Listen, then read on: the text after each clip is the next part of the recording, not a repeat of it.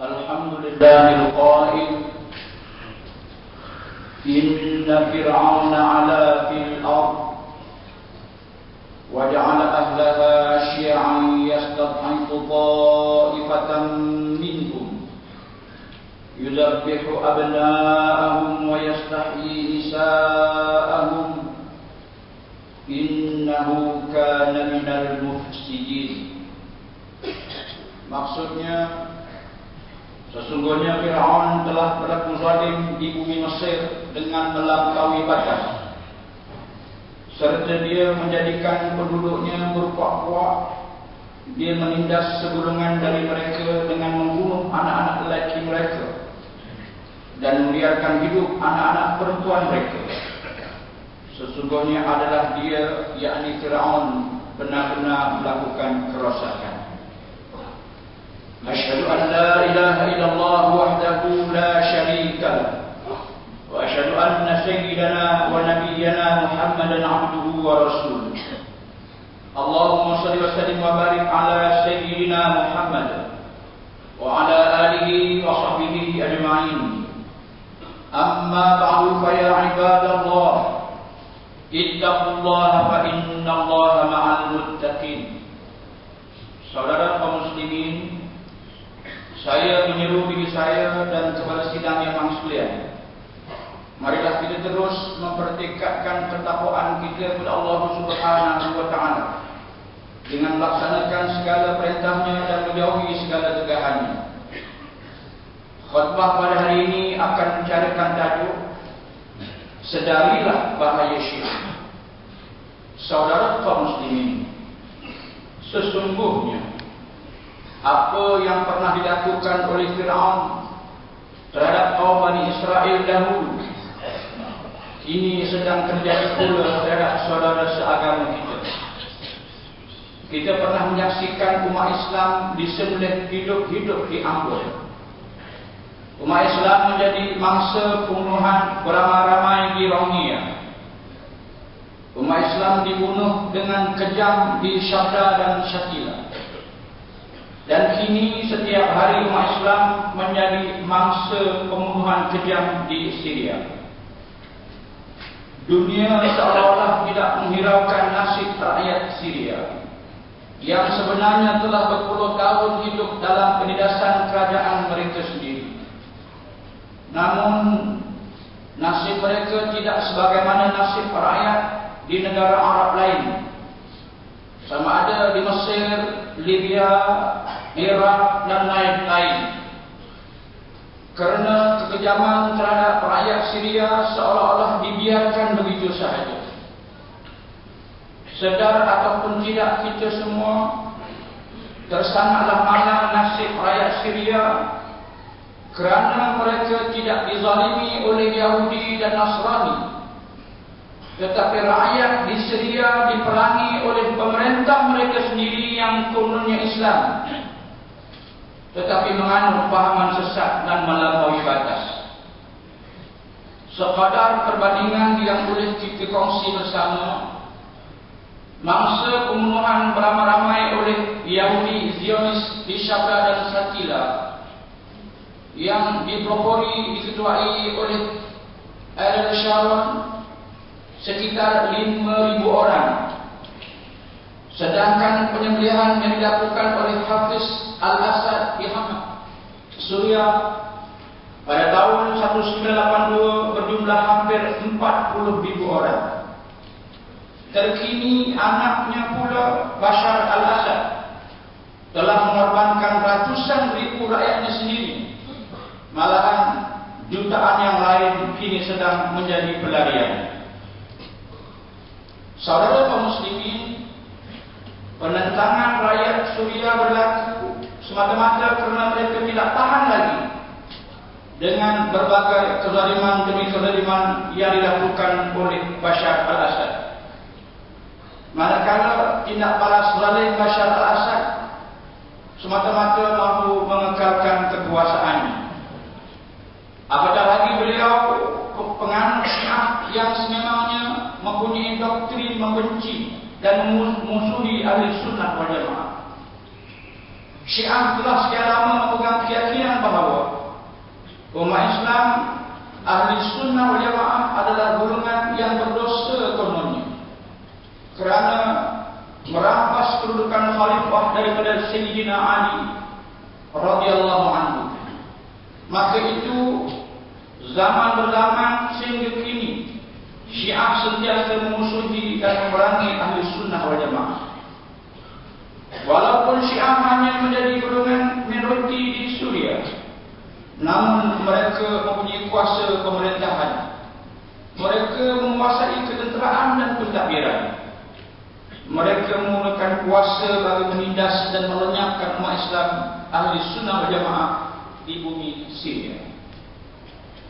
Kemuncak kekejaman terhadap umat Islam di Syria bermula apabila tempias Arab Spring melanda seluruh dunia Arab pada tahun 2011. Syekh Khalid Hasan Hindawi, pembantu khas kepada Syekh Yusuf Al-Qaradawi, mendedahkan bagaimana sehari sebelum kebangkitan rakyat Suria, yaitu pada 15 Mac 2011, sekumpulan pelajar-pelajar sekolah rendah di daerah Fauran telah menulis dan mencunting dinding dengan perkataan rakyat mahu kerajaan dijatuhkan. Akibatnya lebih daripada 10 kanak-kanak ditangkap dan didera dengan dicabut kuku dan tangan mereka. Apabila ibu bapa dan keluarga mereka datang menuntut dikembalikan anak-anak mereka, lalu dikatakan kepada mereka oleh pasukan keselamatan Suria, lupakan sahaja anak-anak kamu dan buatlah anak yang baru. Jika kamu tidak dapat menerima kenyataan ini, hantarkan saja istri-istri kamu dan kami boleh memberikan anak-anak yang baru untuk kamu. Selepas itu, keluarlah lebih 1,000 orang awam ke jalan-jalan raya menentang kezaliman ini.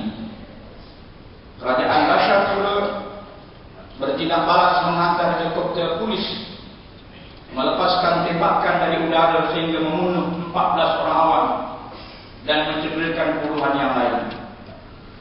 Akibatnya semakin ramai rakyat keluar menentang dan semakin melampau pula Bashar al-Assad mengganas menghukum rakyatnya sendiri. Sehingga kini berlakulah berbagai kekejaman terhadap umat Islam di Syria, termasuk penderaan, pemerkosaan, pembakaran masjid dan kubur para anbiya, sehingga berlaku berbagai-bagai bentuk penghinaan. Ada yang sanggup kencing dan menjurus arak ke atas Al-Quran Al-Karim yang kita junjung selama ini. Saudara kaum muslimin, sebagai umat Islam, kita punya satu senjata yang paling ampuh bagi keluar daripada segala masalah yang sedang kita hadapi. Rasulullah SAW menyatakan dalam hadisnya, "Ad-du'a'u huwal ibadah." Maksudnya doa itu adalah ibadah. Kita hendaklah sama-sama terus memanjatkan doa kepada Allah Subhanahu wa taala bagi kesejahteraan seluruh umat Islam, terutamanya yang berada di Syria. Tidak ada yang mampu menyelamatkan umat Islam kecuali Allah Subhanahu wa taala semata-mata. Kita berharap mudah-mudahan semakin ramai umat Islam di negara kita dan seluruh dunia mengangkat tangan mereka bermunajat kepada Allah Subhanahu wa taala, dan Allah Subhanahu wa taala tidak akan membiarkan doa-doa kita begitu sahaja. Sudah sampai masanya kita berusaha bersungguh-sungguh bagi mengembalikan kekuatan umat Islam. Sampai bila kita berterusan mengharapkan musuh-musuh Islam akan bersimpati dengan nasib kita? Sampai bila kita terus meletakkan masa depan kita berada di tangan musuh-musuh kita? Sampai bilakah kita akan terus membiarkan saudara mara kita berterusan diganyang semampu-mampunya, sedangkan kita hanya mampu menjadi pemerhati semata-mata? Saudara kaum muslimin, adalah menjadi kewajipan kita sebagai umat Islam yang bersaudara ini menyalurkan bantuan yang boleh membantu mereka mengikut kemampuan yang ada. wang hendaklah bantu dari segi keuangan. Bagi yang ada kemahiran dan kepakaran, hendaklah memberikan khidmat bagi membantu menyelesaikan masalah umat Islam di seluruh dunia. Umat Islam tidak ada pilihan lain kecuali terus berpegang kepada akidah ahli sunnah wal jamaah. Berbagai masalah yang timbul daripada lahirnya pelbagai aliran yang menyeleweng, seperti Syiah dan seumpamanya, walaupun ianya bermula daripada perbezaan politik, tetapi akhirnya melahirkan gerakan yang ekstrim, malah mencetuskan keganasan dan ketegangan. Syiah telah dibuktikan sebagai satu kelompok yang menyeleweng dan mengganggu ketentraman umat Islam.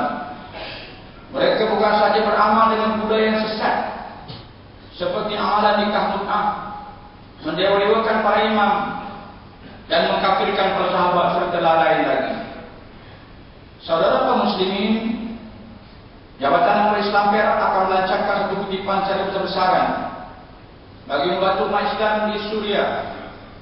Pihak masjid ini sendiri menganjurkan kutipan khas untuk saudara kita di Suriah pada hari ini. Sumbangan tersebut akan dikumpulkan di masjid negeri ini dan akan diserahkan kepada pihak yang bertanggung jawab nanti. Dengan sumbangan yang diberikan, mudah-mudahan dapat memberi harapan bagi meneruskan kehidupan untuk masa akan datang saudara seagama kita di Suriah.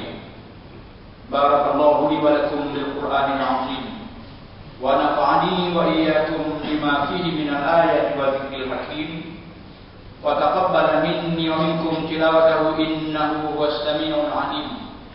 Aqulu qawli hadza wa astaghfirullahal 'azim li wa lakum wa lis-sa'iril muslimina wal muslimat wal mu'minina wal mu'minat al-ahya'i minhum al-amwat fastaghfiruhu innahu huwal ghafurur rahim.